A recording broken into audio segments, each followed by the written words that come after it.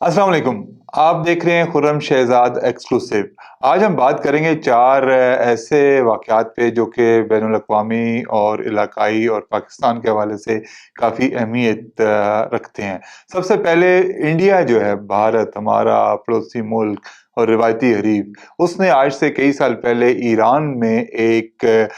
Strategic बंदरगाह का charge सँभाला था और ईरान के साथ एक मुआहिदा किया था कि वो चाबहार की जो बंदरगाह है उसको कंट्रोल करेगा और वहाँ से उस जो कारोबार है वो अपना करेगा। उसने वो बंदरगाह छोड़ने का फैसला किया है। वो फैसला क्यों किया है और उसका नुकसान क्या होगा इंडिया को और उसका पाकिस्तान को क्या फ़ायदा होगा, उस पर हम बात करेंगे। फिर हम बात करेंगे महमूद अचकज़ई साहब के बारे में, जिनके बारे में कहा जा रहा है कि उनको नवाज़ शरीफ ने अपोज़िशन लीडर बनवाया है और वो इस बात की कि क्या हक़ाइक़ हैं, इस बारे में महमूद अचकज़ई क्या कहते हैं और मुस्लिम लीग नून के क्या रहनुमा कहते हैं, इस पर हम बात करेंगे। और उसके बाद हम बात करेंगे दोबारा से इंडिया की, जिसने एक मर्तबा फिर पाकिस्तान के साथ तो उनके मसले चल ही रहे थे क्रिकेट में भी, लेकिन अब क्रिकेट में उनकी बांग्लादेश से भी दुश्मनी बढ़ती जा रही है। और आज एक अंडर 19 वर्ल्ड कप का मैच था भारत और बांग्लादेश की टीमों के माबैन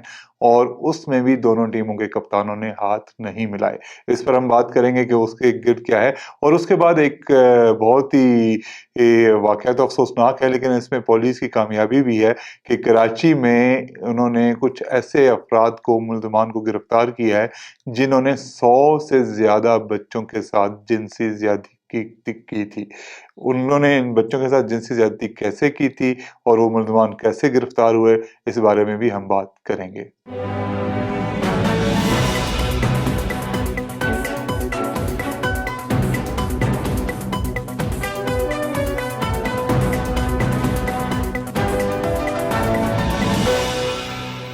तो सबसे पहले हम बात करते हैं इंडिया के चाबहार छोड़ने के बारे में। हुआ कुछ यूँ है कि कुछ रिपोर्ट्स ऐसी आई हैं कि इंडिया ने जो उनकी चाबहार पोर्ट ऑपरेट करने वाली कंपनी थी, इंडिया पोर्ट ग्लोबल, उसने अचानक से उसके तमाम डायरेक्टर्स ने इस्तीफ़े दे दिए हैं और उसकी वेबसाइट बंद हो गई है। और इसके बाद से ये खबरें आई हैं कि उन्होंने जो चाबहार जो पोर्ट थी, उसका इंतज़ाम जो उनके पास था, वो उन्होंने छोड़ने का फ़ैसला किया है, क्योंकि वो जो पोर्ट है, वो अमरीकी पाबंदियों की ज़द में आ रही है। अब इसमें इंडिया ने जो है वो उसमें उन्होंने छूट तो ली हुई है अमेरिका से, 6 महीने की छूट उन्हें अक्टूबर में मिली थी, लेकिन उन्होंने अब ये फ़ैसला किया है कि ये बंदरगाह छोड़ दें, क्योंकि अमेरिका और ईरान के जो मामलात गुज़श्ता दिनों काफ़ी जो तशवीशनाक हालत में पहुँच गए थे और एक जंग के दहाने पर पहुँच गए थे दोनों ममालिक। उसके बाद इंडिया की पोज़ीशन बड़ी कंप्रोमाइज़िंग हो जानी थी और अगर इंडिया इस बंदरगाह पे उस छूट के बावजूद काम करता रहता, एक तो ये है कि वो छूट अप्रैल में ख़त्म हो रही है और इसमें दोबारा जो है वो इंडिया को अमेरिका से मुज़ाकरात करना पड़ रहे हैं, बल्कि उनकी जो वज़ारत-ए-ख़ारिजा है, मिनिस्ट्री ऑफ एक्सटर्नल अफ़ेयर्स, उसने डिनाई किया है इन रिपोर्ट्स को कि इंडिया ने चार्ज छोड़ दिया और उन्होंने कहा है कि उन्होंने अमेरिका से इस बारे में बातचीत जारी रखी हुई है और वो छूट पर बात कर रहे हैं। लेकिन जो अमली तौर पे है, वो उन्होंने उस कंपनी बंद हो गई है। उसके जितने भी बोर्ड ऑफ डायरेक्टर्स थे, शहीद बेहश्ती टर्मिनल को चलाने वाले इंडिया पोर्ट्स ग्लोबल लिमिटेड के, उन्होंने रिज़ाइन कर दिया है और उसकी वेबसाइट बंद हो गई है और अब लगता नहीं है कि इंडिया इसमें वापस जाएगा। तो इस सिलसिले में इंडिया ने जो ईरान से मुआहिदा किया था $120 मिलियन की अदायगी का, वो इंडिया ने पहले ही अदा कर दिए थे ईरान को, क्योंकि उनका ख़्याल था कि अगर पाबंदियों से पहले ये अदा कर देंगे तो उसमें काफ़ी जो है सहूलत रहेगी। अब इसमें एक तो ये है कि जो इंडिया को मुआशी नुकसान हुआ है $120 मिलियन, अगर वो इससे निकल आता है बंदरगाह से, जो कि अभी तक उनकी हुकूमत डिनाई कर रही है कि अब नहीं निकले, लेकिन तमाम जो शवाहिद हैं वो ये बता रहे हैं कि इंडिया ने बंदरगाह से चाबहार की जो बंदरगाह है उससे निकलने का फैसला कर लिया है। उन्होंने कंपनी बंद कर दी है, वेबसाइट बंद कर दी है, दीगर तमाम जो ऑपरेशन है वो रुक गए हैं। बल्कि यहाँ तक इंडियन मीडिया में बातें हो रही है कि इंडिया ने ईरान को बता दिया है कि भई अगर $120 मिलियन आपके पास हैं, अगर आपने पोर्ट खुद चलानी है, खुद चलाएँ, कुछ से कुछ और काम करना है, कुछ काम करें, पोर्ट का इक्विपमेंट लेना है वो लें, जो मर्ज़ी करें, हम अब इससे दस्तबरदार होते हैं। तो इससे एक तो इनके ये $120 मिलियन डूब जाएँगे। दूसरा ये है कि जो इंडिया का एक ख्वाब था कि वो गवादर के मुकाबले में चाबहार सी पोर्ट को इस्तेमाल करके यहाँ से अफ़गानिस्तान और वस्ती एशिया तक पहुँचेगा और अपना जो है कारोबारी जो है उसको वुसअत देगा कारोबार में वस्त एशिया और फिर रूस और फिर यूरोप तक, तो वो ख्वाब चिकनाचूर हो जाएगा। और ये तो चिकनाचूर हो जाएगा, लेकिन इससे बड़ा ख्वाब भी एक चिकनाचूर होगा, जिसकी न सिर्फ जो ख्वाब था बल्कि इसकी ताबीर करने की कोशिश कर रहा था इंडिया, वो था चाबहार एयरपोर्ट के ज़रिए पाकिस्तान में दहशतगर्दी का ख्वाब। और ये कहा जा रहा है, बहुत सी रिपोर्ट्स ये बता रही हैं कि इंडिया का जो स्ट्रेटेजिक नुकसान है वो बहुत ज़्यादा है इस पोर्ट के बंद होने की वजह से, क्योंकि ये कहा जा रहा है कि ये जो पोर्ट है ये तो बज़ाहिर तो एक पोर्ट थी, लेकिन वहाँ पे दर हकीकत राह का एक बहुत बड़ा दफ्तर काम कर रहा था, एक पूरा का पूरा विंग था राह का, जिसका महज वाहिद मकसद जो था वो पाकिस्तान में दहशतगर्दी था, बलूचिस्तान में और खैबर पख्तूनख्वा में। बलूचिस्तान में बराह रास्त ईरान से उस पोर्ट के ज़रिए और खैबर पख्तूनख्वा में अफ़गानिस्तान के ज़रिए। और दूसरा अभी हाल ही में जो अफ़गानिस्तान और इंडिया ने आपस में पींगें बढ़ाई हैं, उनका ख़्याल ये था कि हम चाबहार जो है बंदरगाह है, इसके ज़रिए जो अफ़गानिस्तान को पाकिस्तान के साथ जो अफ़गानिस्तान दहशतगर्दी को फ़रोग़ देता है पाकिस्तान को, और उसके बदले में जब पाकिस्तान अपनी हिफाज़त के लिए रास्ते बंद करता है तो उसके जवाब में जो रास्ते बंद होते हैं और तिजारती नुकसान होता है अफ़गानिस्तान का, तो उनका ख्वाब ये था कि हम चाबहार पोर्ट के ज़रिए हम एक मुतबादल रूट तश्कील दे देंगे, तो उससे अफ़गानिस्तान को आसानी रहेगी। लेकिन अब अफ़गानिस्तान को भी आसानी नहीं रहेगी। इंडिया का ये पोर्ट छोड़ने का मतलब ये है कि इंडिया जो है वो स्ट्रेटेजिकली जो है उसको बहुत ज़्यादा पीछे जाना पड़ेगा, बहुत ज़्यादा बैकवर्ड पे चला गया है। और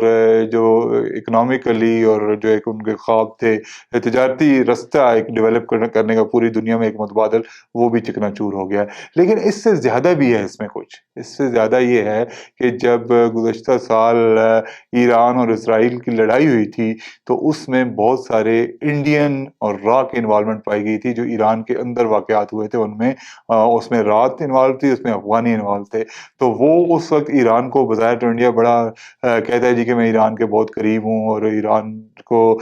दोस्त और अच्छे ताल्लुकात वाला मुल्क करार देता है। लेकिन उस जंग में पहली दफ़ा ईरानियन इंटेलिजेंस को और ईरानियन हुकूमत को भी पता चला कि जो भी ईरान में गड़बड़ हो रही है उसमें इंडियन और रॉ का बहुत बड़ा हाथ है। और इंडिया बाकायदा, चूँकि इंडिया की डिफेंस पैक्ट्स हैं इसराइल के साथ, उनको आपस में दिफाई माहदे के तौर पर वो चलते हैं और एक दूसरे की मदद करते हैं दिफाई वाले से। तो इंडिया ने खुलकर इसराइल की मदद की थी और अपना जो है वो ईरान में डिस्टेबलाइजेशन की कोशिश की थी, तो ईरान को इसका पता चल गया। अब इसमें ये है कि अगर इंडिया वहाँ से आउट होता है, पहली बात हुई कि ईरान की हुकूमत से भी इंडिया के वो उस तरह के मरासम नहीं रहे इन वाक़यात के बाद, तो वो भी उसमें भी दरार पड़ी है। और अब जो है इंडिया जो है आगे खुलकर खेल भी नहीं सकेगा। तो इसलिए इंडिया की आपकी कह लें कि अभी तक शामत आई है जो गुज़श्ता साल शुरू हुई थी, वो अभी तक जारी है और इंशाल्लाह जारी रहेगी। अगर वो उन्होंने अपने आप को ठीक नहीं किया, अगर वो राह रास्त पर नहीं आए, अगर उन्होंने ये जो घटिया इंसान दुश्मन चालों को छोड़कर इंसान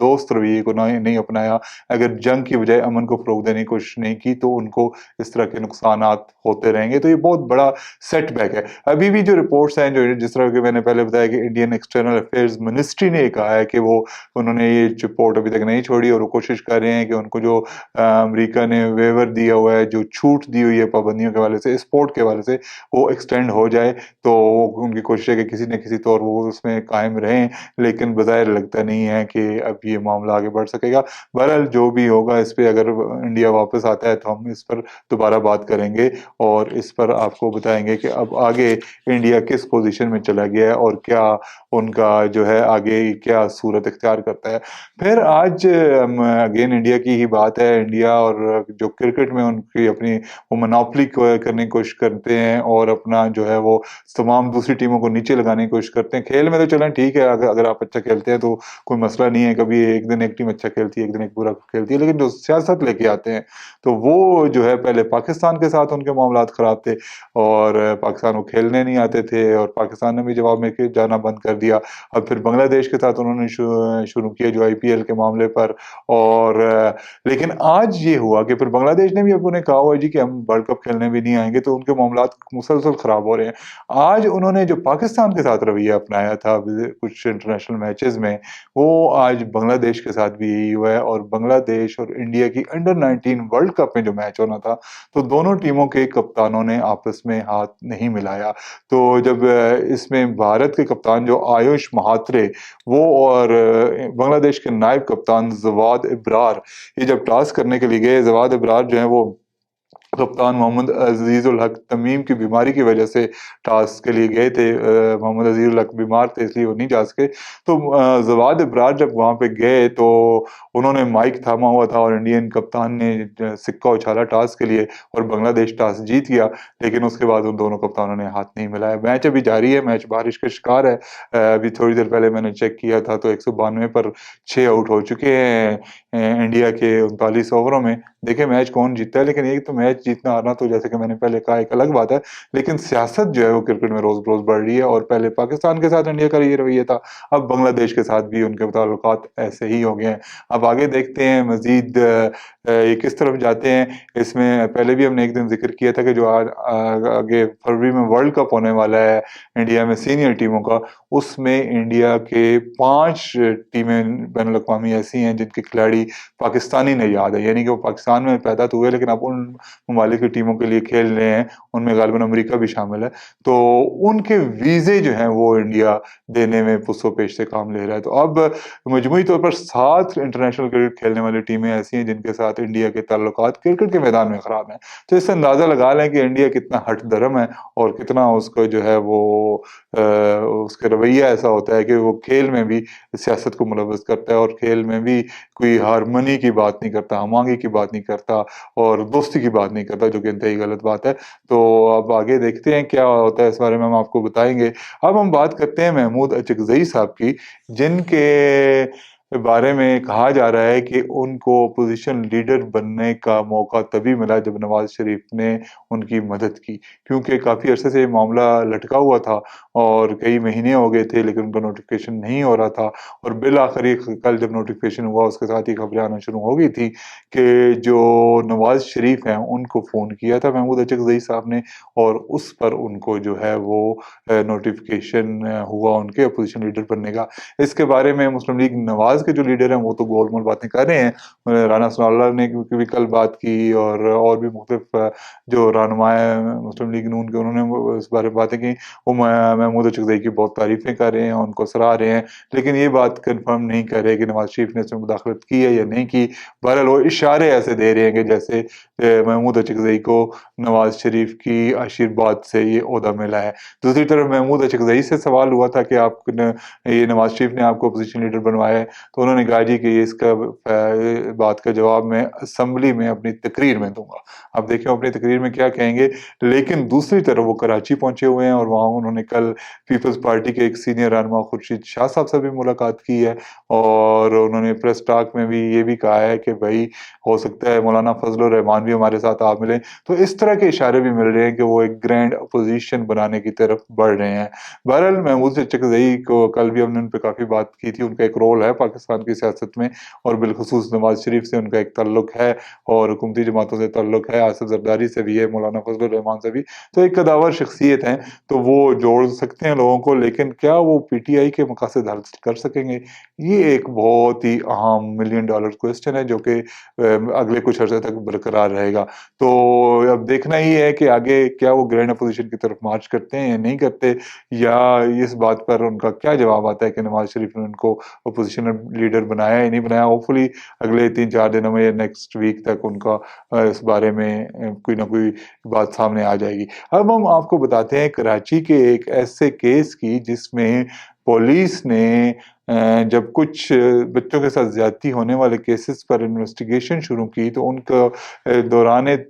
تشویش ان کا جب انہوں نے مختلف سرے ملانے کی کوشش کی تو وہ ایک ہی شخص کی طرف گئے. ہوا یوں کہ 7 جو بچے تھے جن کے ساتھ زیادتی ہوئی تھی ان کی رپورٹس کے بعد جب ڈی این اے کروایا گیا تو ان کا ایک ہی جو ہے بندے کے ساتھ ان کا ڈی این اے میچ کیا. اس کے بعد پھر انہوں نے اس پہ جو ہے یہ تمام کیسز میں 12 سے 13 سال کے لڑکے تھے جن کے ساتھ زیادتی ہوئی تھی. تو انہوں نے تفتیش جب بڑھائی اور پھر اس کے بعد جب وہ انہوں نے بچوں سے پوچھا کہ کون تھے لوگ, کہاں لے کے گئے تھے, تو پتہ چلا جی کہ یہ کراچی میں ایک صاحب تھے جو ادھر وہاں پہ پنکچر کا,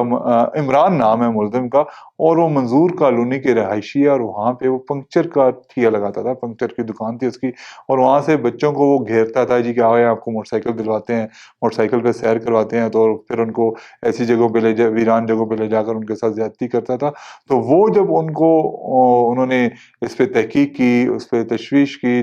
تفتیش کی, تو آہستہ آہستہ اور سرے ملے, اور پھر انہوں نے باقاعدہ ایک بہت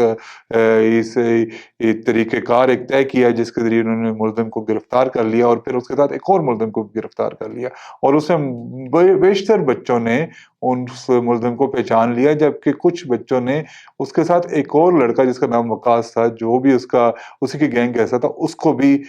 پہچان لیا. اور اب یہ سارے کیسز کی تفتیش جو ہے آگے بڑھ رہی ہے, اور پولیس کو یہ لگ رہا ہے کہ شاید اس میں مزید کیسز بھی شامل ہوں, مزید بچے بھی اس میں زیادتی کے شکار ہوئے ہوں. تو یہ سارے کیسز اکٹھے کر کے اس کے خلاف کارروائی کی جا رہی ہے, ملزم کے خلاف اور اس کے ساتھیوں کے خلاف, اور اس بارے میں جس تفتیشی ٹیم نے اس کو سراغ لگایا اس کا اور اس کو گرفتار کیا, اس کو انعام دینے کا بھی اعلان کیا جا رہا ہے. تو اس بارے میں جب بھی کوئی اور اطلاع ہوگی اور دلچسپ خبریں ہوں گی, ہم آپ سے اس پہ بات کریں گے. آپ مزید ایسی خبروں اور تبصروں کے لیے دیکھتے رہیے خرم شہزاد ایکسکلوسیو, اور اس کو سبسکرائب ضرور کیجیے. بہت شکریہ.